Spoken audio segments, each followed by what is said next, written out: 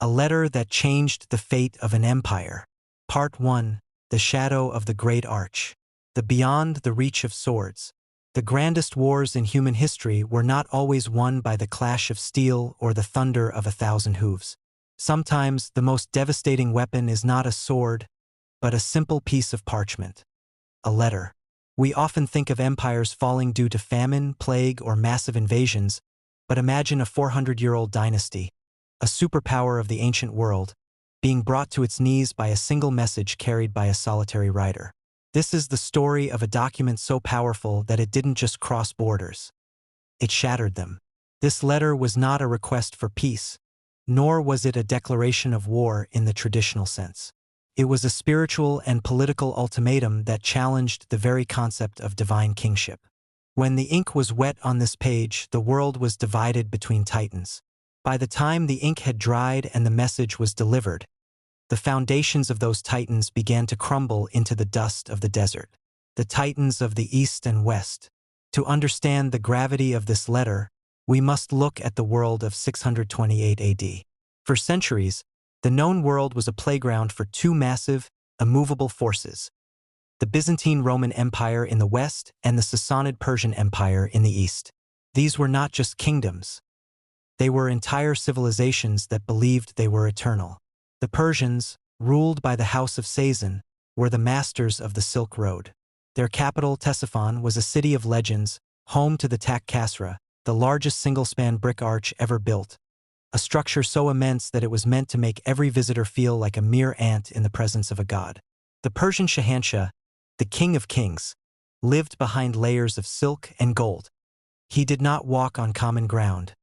He walked on carpets so expensive they were woven with jewels to represent the four seasons. Opposing them were the Romans, ruling from the fortified splendor of Constantinople. These two giants had spent the last 20 years locked in a total war. They had bled each other white, emptied their treasuries, and pushed their populations to the brink of starvation.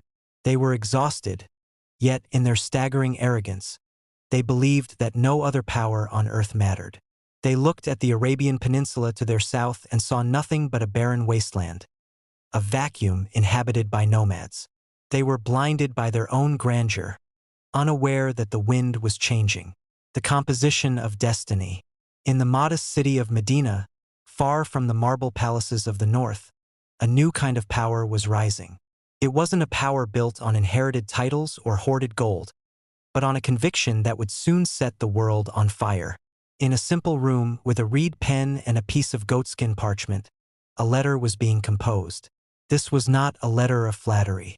It did not use the flowery, submissive language that the Persian court demanded.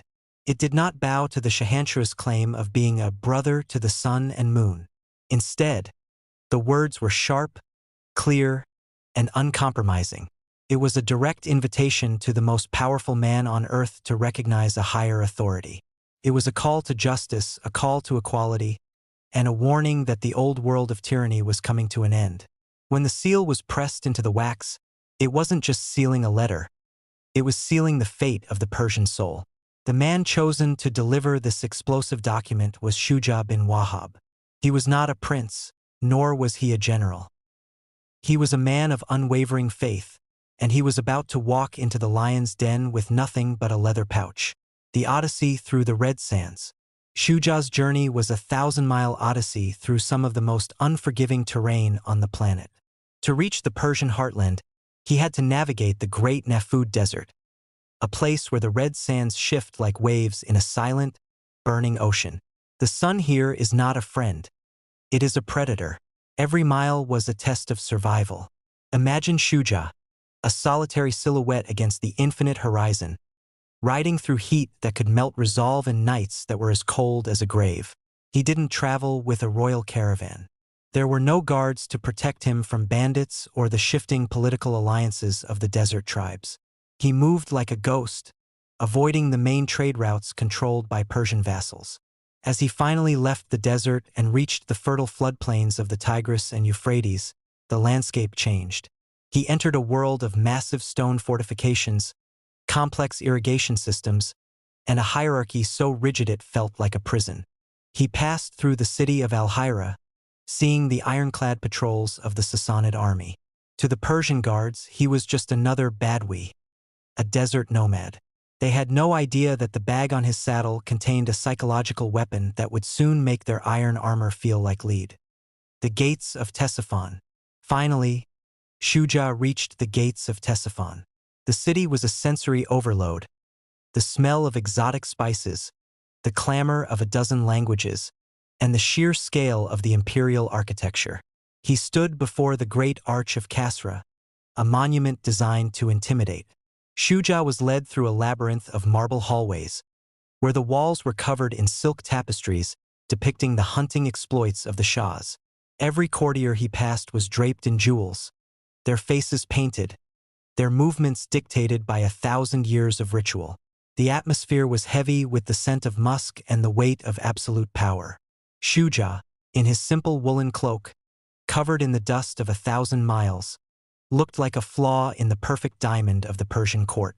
But as he approached the inner sanctum, his grip on the leather pouch tightened. He wasn't there to admire the architecture. He was there to deliver a verdict. The heavy doors, plated with gold and silver, began to swing open. Inside, on a throne that seemed to touch the ceiling, sat Khosrow Parvez. The moment of collision had arrived. The desert had come to the palace, and history was about to take a violent, irreversible turn. Part 2. The Act of Madness. The Inner Sanctum of the King of Kings. As the massive, silver-plated doors of the inner sanctum swung open, Shuja bin Wahab stepped into a world that felt more like a dream than reality. This was the heart of Ctesiphon, the seat of the Sassanid Empire. The air was thick with the suffocating scent of burning frankincense and the cold, metallic tang of absolute power. Thousands of eyes, ministers, high priests, and elite bodyguards were fixed on this solitary man from the desert. But Shuja did not look at them. His eyes were locked on the far end of the hall, where, atop a throne encrusted with emeralds and rubies, sat Khosrow Parvez, the Shahanshah. Khosrow was a man who lived in a state of sensory overload. He was surrounded by such luxury that even the air he breathed was filtered through silk. Above him hung the great crown, a jewel-studded masterpiece so heavy it had to be suspended from the ceiling by a golden chain, for no human neck could support the weight of its grandeur.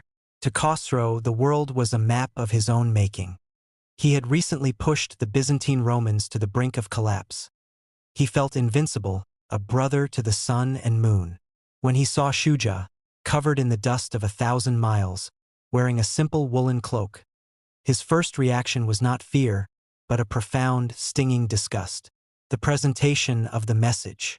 The court protocol demanded that Shuja bow until his forehead touched the cold marble, but he stood tall. He was a messenger of a higher truth, and in his mind, no man born of clay deserved such worship. The silence in the room was physical, a heavy weight that seemed to press against the walls. A court translator was summoned, stepping forward with trembling hands to take the leather pouch from Shuja. The translator carefully unfurled the parchment. It was simple goatskin, a stark contrast to the silk scrolls usually presented in this room. As the translator began to read the Arabic text into Persian, the atmosphere shifted from curiosity to a terrifying, icy tension. The letter began, "In the name of Allah, the entirely merciful, the especially merciful. From Muhammad, the messenger of Allah, to Khosrow, the leader of Persia." A collective gasp rippled through the hall. In the rigid etiquette of the Sassanid court, the king's name must always come first. To place the name of a desert dweller before the King of Kings was an insult that usually resulted in immediate execution. Khosrow's knuckles turned white as he gripped the arms of his golden throne. His eyes, once bored and indifferent, now burned with a dark, predatory fire. The shredding of destiny. The translator's voice faltered as he read the call to submission, the invitation for the Shahanshah to abandon his claim to divinity and recognize the one true creator. Khosrow did not wait for the end. Before the translator could finish the final warning, the king lunged forward. In a fit of blind, ego-driven rage, he snatched the letter. "How dare a lowly slave among my subjects write his name before mine?" Khosrow roared. His voice echoed through the great arch, a sound of raw, unbridled arrogance. Then came the moment that changed history. With a violent, jerking motion, Khosrow gripped the edges of the parchment and tore it down the middle. He didn't stop there. He shredded the words into tiny fragments, throwing them into the air like worthless autumn leaves. The court stood paralyzed. They were witnessing a king who believed he was destroying a message, but in reality, he was tearing the fabric of his own empire. As the pieces of the letter drifted to the floor, the spiritual seal of the Sassanid dynasty was broken. The messenger's final word. Shuja bin Wahab watched the destruction of the letter with a gaze of profound pity. He did not beg for mercy, nor did he flinch when the king's guards moved toward him. He had fulfilled his mission. The message had been delivered, and the response had been recorded by history. Khosrow, panting with rage, ordered Shuja to be kicked out of the palace, narrowly deciding to spare his life only to show his utter contempt for the source of the letter. But Khosrow's arrogance didn't end there. He immediately dictated a letter to his governor in Yemen, Badhan. The order was simple. Send 2 of your strongest men to the Hijaz. Arrest this man who claims to be a prophet and bring him to me in chains. Khosrow truly believed that his reach was infinite, that a command from his throne in Ctesiphon could bind the soul of a movement born in the desert.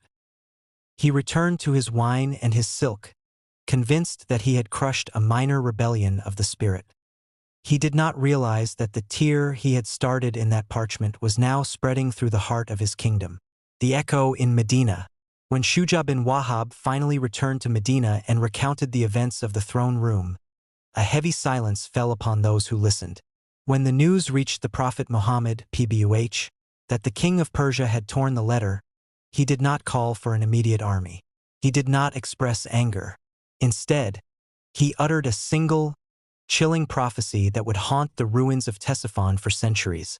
May Allah tear his kingdom as he has torn my letter. This was not a declaration of war. It was a verdict from the heavens. In that moment, the Sassanid Empire, with its thousands of armored knights and its million gold coins, became a ghost. The countdown to its disappearance had begun. While Khosrow sat in his palace, his own son was already plotting his murder. While his generals planned for new wars against Rome, their soldiers were losing the will to fight. The tearing of the paper was the symbolic shattering of the Sassanid shield. The desert was no longer just a wasteland to the south. It was a storm, and that storm was now moving toward the Great Arch. Part 3. The Harvest of Sand. The Rot from Within. The tearing of the letter was not just a diplomatic failure. It was a spiritual suicide. Almost immediately after Shuja bin Wahab left the palace of Ctesiphon, the invincible facade of the Sassanid Empire began to crack from within. Khosrow Parvez, the man who believed he could arrest destiny, found that his own palace had become a prison of paranoia. The very nobility that had cheered when he shredded the parchment began to whisper in the shadows. In a cruel twist of irony, the first hand to strike the king was not a foreign invader, but his own blood. In 628 AD, the same year the letter was torn, Khosrow's son, Kavad II, led a palace coup. The King of Kings was dragged from his golden throne and thrown into a damp, dark dungeon, the very kind of cell he had intended for the prophet. There, he was executed, and with him died the stability of a 400-year-old dynasty. In just 4 years, 10 different rulers claimed the throne, each one murdered or deposed by the next. The tear in the letter had become a gaping wound in the heart of the empire. The storm from the desert. While Persia was devouring itself, the desert was no longer silent. The tribes that Khosrow had mocked as slaves of the sand were now a unified, disciplined force. They weren't coming for gold or for Persian silk. They were coming for the fulfillment of a promise. When the Muslim armies reached the borders of Persia, they didn't find a superpower. They found a hollowed-out shell. The clash of civilizations reached its climax on the plains of Qadisiyah. The Persians brought everything: 100,000 men, heavy ironclad cavalry, and 33 massive war elephants, the tanks of the ancient world. They were led by their greatest general, Rustam Farrukhzad. Opposing them was a lean, mobile force led by Sa'd ibn Abi Waqqas, On paper, the Persians should have crushed the desert nomads in a single afternoon. But history is not written on paper. It is written in the conviction of the soul. The fall of the jewel. The Battle of Qadisiyah lasted 4 days. On the final day, a massive dust storm blew directly into the faces of the Persian archers, as if the desert itself had come to claim its due. The Muslim warriors broke through the center of the Persian line. General Rustam was killed while trying to flee, and the Dirafsh Kaviani, the legendary, jewel-encrusted standard of the Persian Empire, fell into the mud. When the news reached Ctesiphon, the city of legends, panic ensued. The great arch, which had stood as a symbol of eternal power, now stood as a target. The royal family fled, taking with them as much gold as they could carry, but they could not take their future. When the Muslim soldiers entered the palace, they were stunned by the opulence. The same halls where Shuja had stood. They found the spring carpet, made of silk and precious stones, and the golden thrones. But the man who had torn the letter was long gone, and his empire was now a memory. The end of the Sassanid line. The last Shah, Yazdijerd III, spent the next decade as a fugitive, fleeing from city to city, always one step ahead of the desert's reach. He appealed to the Chinese and the Turks for help, but no one wanted to stand in the way of a destiny that had already been decided. In 651 AD, the King of Kings was found murdered in a common miller's hut near Merv, killed for his jewelry and his fine clothes by a man who didn't even know his name. The Sassanid Empire, which had challenged Rome for 7 centuries, vanished from the map. The Persian language and its administrative genius were absorbed into the rising Islamic civilization, sparking a golden age that would eventually change the world. But the political power of the Shahs was buried forever in the sands. The prophecy had been fulfilled. The kingdom was torn to pieces, exactly as the letter had been. The final reflection. The weight of a word. Today, if you visit the ruins of Ctesiphon, the great arch of Kasra still stands, a lonely, broken brick structure in the middle of a quiet landscape. It is a silent witness to the fact that power is a fleeting shadow. The empires that believe they are eternal are often the ones closest to their end. The story of the torn letter is a reminder that in the grand tapestry of time, the most powerful things are often the most fragile. A king can tear a paper, but he cannot tear the truth. Truth does not need a crown to be powerful, and a message of peace, when rejected with arrogance, can become a storm that levels mountains. The fate of an empire was decided in a single room, in a single moment of anger. Let this be a lesson for all of us. The way we respond to the messages we receive, whether they are challenges to our ego or calls to a higher purpose, defines our destiny. Call to action, CTA. The fall of the Sassanids is one of the most incredible butterfly effects in history. If you enjoyed this deep dive into the letter that changed the world, please hit the like button. It helps more history enthusiasts find this content. I have a question for you. If you were standing in that throne room, would you have had the courage of the messenger or the caution of the courtiers? Let me know in the comments below. Make sure to subscribe and turn on notifications for our next deep dive into the mysteries that shaped our world. Thank you for watching, and remember, history is always closer than it seems.